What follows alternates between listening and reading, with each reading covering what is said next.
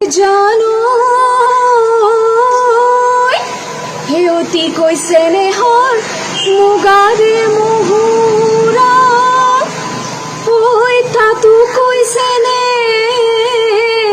হৰৈ মাকো ঐ তাতো কৈছে নেহৰ বহাগৰ বিহু তিয় ঐ নে নাচি কেনে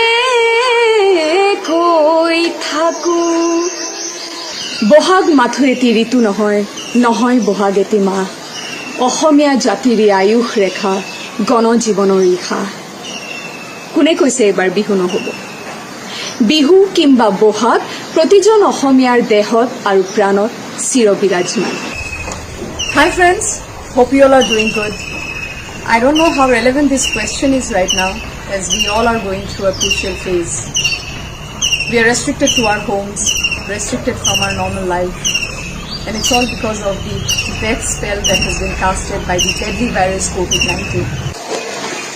COVID-19 মৃত্যুৰ বিভীষিকাৰ ৰূপত মানৱ জাতিৰ মনত আতংকৰ সৃষ্টি কৰিছে এবাৰ সেয়ে হয়তো ৰাজহুৱাভাৱে বিহু উদযাপন কৰিব আমি নোৱাৰিম কিন্তু আমাৰ আদৰৰ ৰঙালী বিহুটিৰ যিসমূহ পৰম্পৰা আছে সেয়া আমি পৰিয়ালৰ লগত ঘৰতে থাকি পালনটো কৰিব পাৰিম The only thing that we can hold on to now is hope.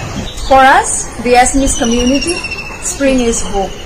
As spring marks the beginning of Assamese New Year and also marks the beginning of cultivation. This year, there will be no celebrations as we are locked down at home due to COVID-19. অৱশ্যে এবাৰ বহাগত মই নচাৰ কথা নাছিল কিন্তু আজি মই আপোনালোকৰ বাবে নাচিবলৈ ওলাইছো কিয়নো এই বিহু ফাংচনসমূহত আপোনালোকে বৰ হেপাহেৰে হিলদল ভাঙি ওলাই যায় নিজৰ প্ৰিয় শিল্পীসকলক মঞ্চত অনুষ্ঠান পৰিৱেশন কৰা চাবলৈ এবাৰ সেয়া সম্ভৱ নহ'ব কিন্তু মই ঘৰতে থাকি আপোনালোকৰ বাবে নাচিবলৈ লৈছো But today I will be performing Bihu for all of you, especially for the ones at the front line who are fighting for us, who are risking their lives to protect ours. A big salute to the doctors, medical team, police, armed forces, government, and the volunteers. They are doing a great job. Thank you. Thank you so much. A happy Rongali Bihu to all of you.